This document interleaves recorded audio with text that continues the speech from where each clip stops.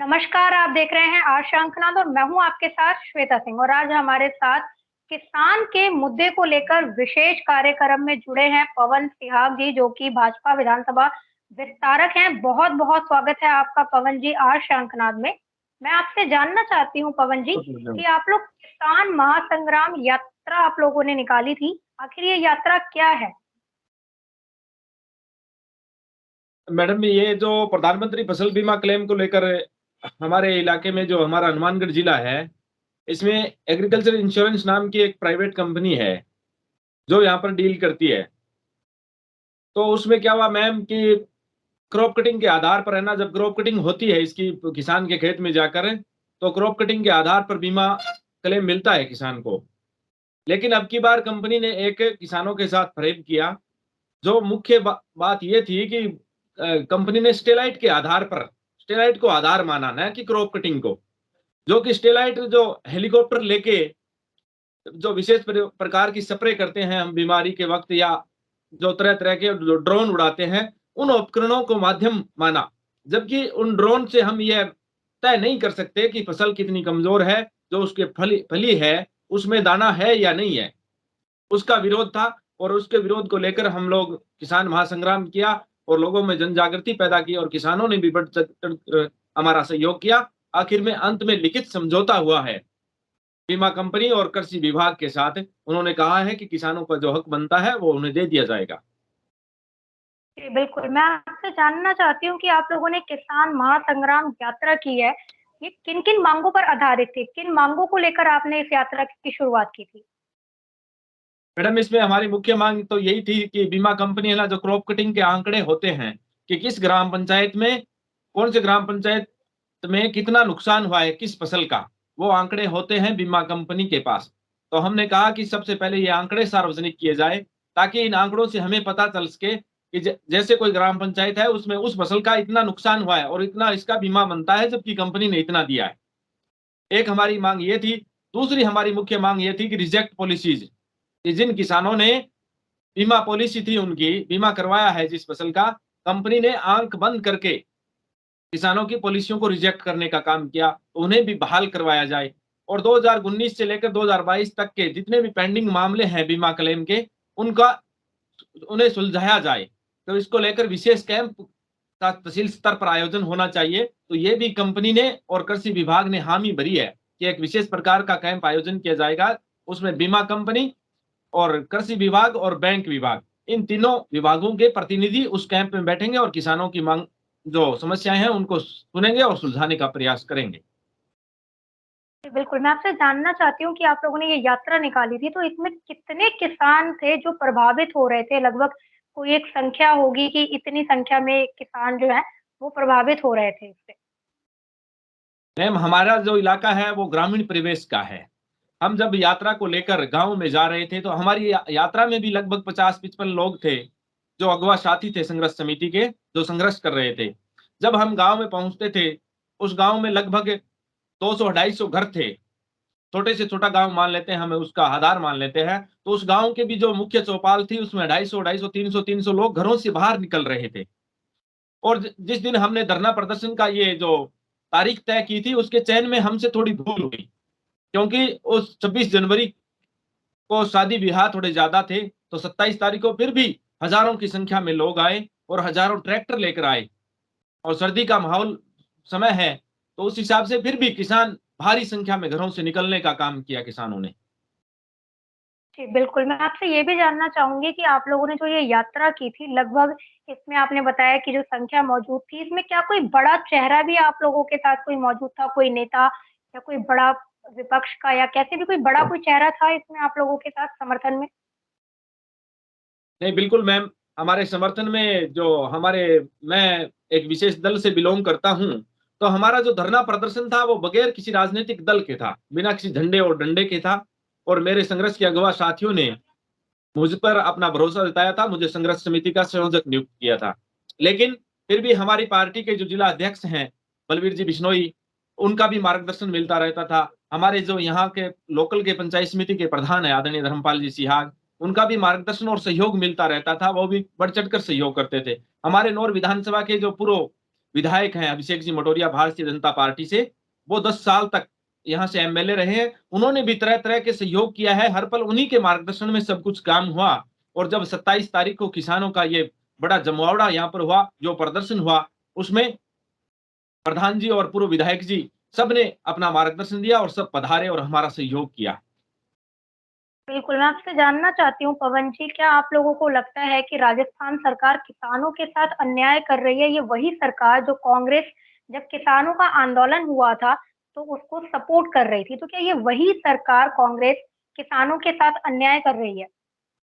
बिल्कुल मैम, मैं आपको एक मजेदार किस्सा बताता हूँ।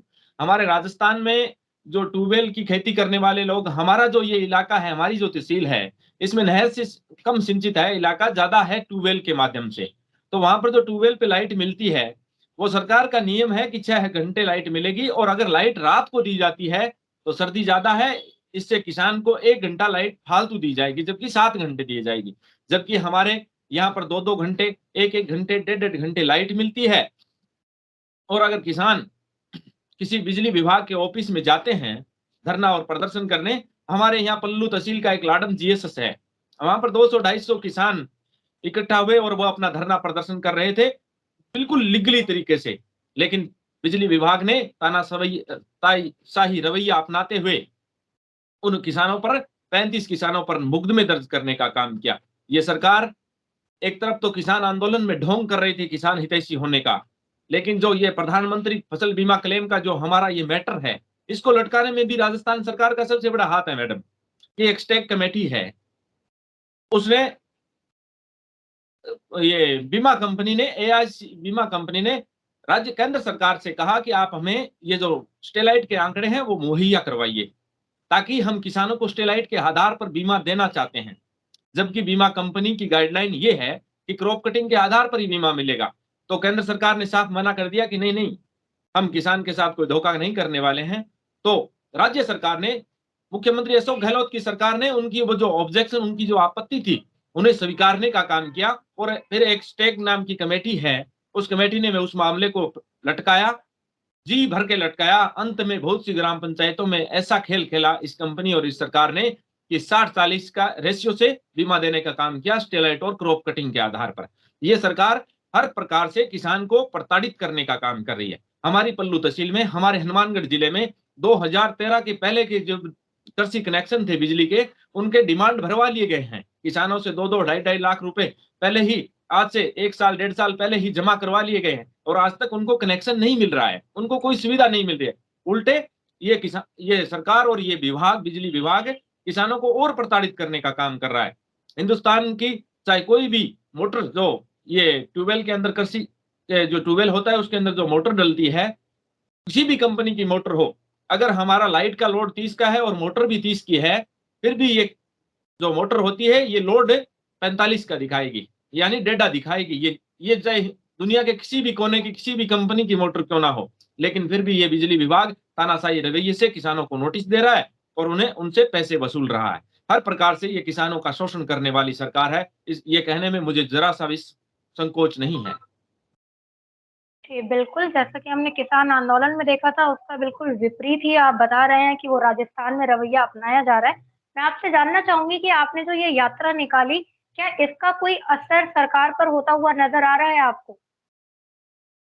बिल्कुल मैम, हमने बीमा कंपनी को झुकाने का काम किया है, प्रशासन को झुकाने का काम किया है। 21 दिसंबर को हमने एक बड़ा जन सैलाब उमड़ा था पल्लू तहसील के आगे। उस दिन भी रात की 11:30 बज गए थे। किसान अपने ट्रैक्टरों के साथ, जो जिले के तमाम आला अधिकारी थे, उन्होंने तहसील में बंधक बना लिया था और पीछे हटने को तैयार नहीं थे। तो फिर हमसे समझौता किया गया कि जल्दी से जल्दी आपको बीमा दे दिया जाएगा, और उसकी परिणति ये हुई कि हमारा जितना बीमा बनता था, मान लो 500 करोड़ रुपए बनते हैं, तो उन्होंने अगले ही दिन 265 करोड़ रुपए जारी कर दिए। तो हमने बीमा कंपनी से सवाल किया कि आपने ऐसा क्यों किया? क्योंकि इसके पीछे बीमा कंपनी का मंसूबा ये था कि हम किसानों को बांट देंगे, आधे किसानों को बीमा दे देंगे, आधे रह जाएंगे, तो इनका ये जो मूवमेंट है ये कमजोर हो जाएगा।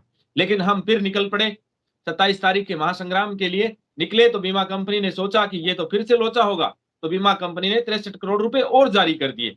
फिर जो 27 तारीख को हमारा कार्यक्रम हुआ, हमारा प्रदर्शन हुआ, उसको लेकर हमारे साथ लिखित में समझौता किया। जिले के आला अधिकारी आए और उन्होंने हमारे क्रॉप कटिंग के आंकड़े हो, चाहे रिजेक्ट पॉलिसीज का मामला, उनको लेकर सीवर का मामला हो, चाहे हमारा जो बीमा क्लेम बनता है उनको देने की बात हो, या फिर रबी 2021 का हमारा बीमा क्लेम अभी बकाया है जो कि 31 दिसंबर से पहले पहले मिल जाना चाहिए था, जो भी अब तक नहीं मिला है।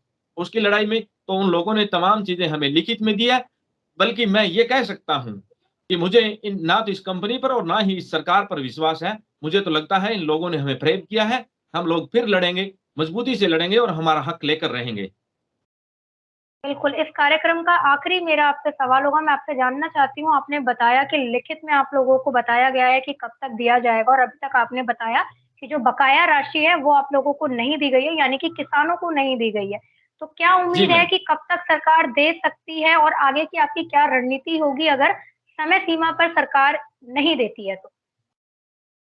सरकार ने हमसे 10-15 दिन का टाइम मांगा है मैडम।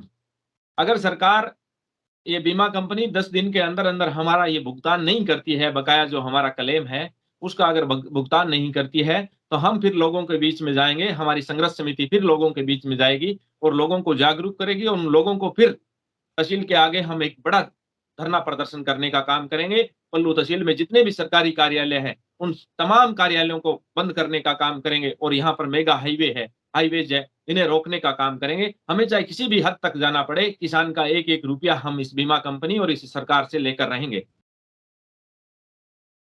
जी, बिल्कुल, बहुत-बहुत धन्यवाद पवन सिहाग जी। आपने बताया कि कांग्रेस का जो दोहरा चरित्र है, जब किसान आंदोलन दिल्ली के पास था, दिल्ली के सटे हुए एरिया में जब प्रदर्शन चल रहा था, तो वहाँ पर कांग्रेस किसानों के साथ खड़ी थी। वही कांग्रेस राजस्थान में दोहरा चरित्र अपना रही है किसानों के साथ, जिसके बारे में आपने अभी हमें बहुत सारी जानकारियाँ भी दी। इसके लिए भी आपका बहुत-बहुत आभार। हमारे सभी दर्शकों का भी बहुत-बहुत धन्यवाद। आप देखते रहिए आर श्रृंखला।